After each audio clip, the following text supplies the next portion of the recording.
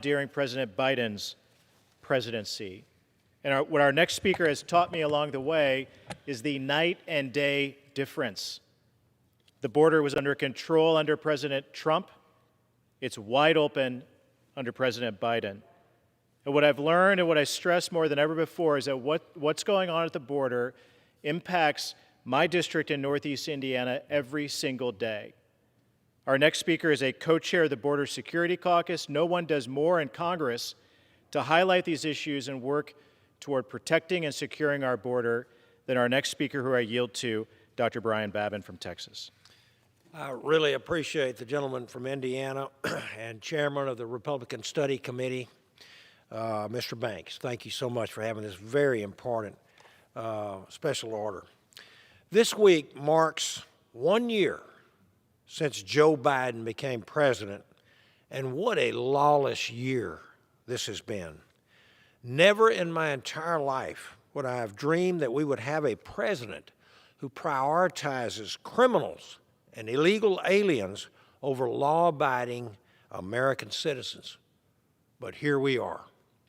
The reckless policies coming out of this White House and the Democratic Party as a whole have put you and your families in grave danger. It's not hard to see where the left's demonization of law enforcement and the decision to gut police department funding has gotten us.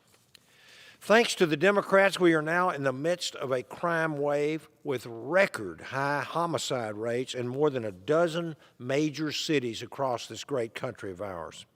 The city of Chicago alone saw at least 800 homicides in 2021, a number that we haven't seen in decades.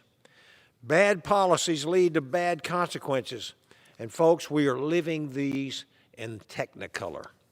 More than 100 of our brave police officers were shot in ambush-style attacks last year. Meanwhile, we've seen violent criminals released into our neighborhoods to commit more violent crimes.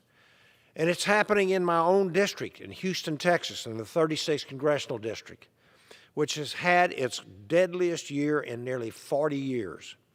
In Harris County, 113 criminals were granted bond after capital murder charges in 2021. Yes, you heard that right, capital murder charges.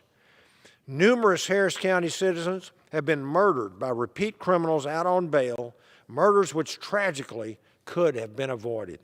Innocent Americans are being hurt and killed by this foolhardy Democrat policy. But accountability starts at the top. And will this crime wave be just another crisis to go unresolved in 2022? Or will this president and his party come back to reality and work with us to stop it? America is watching. Thank you, and I yield.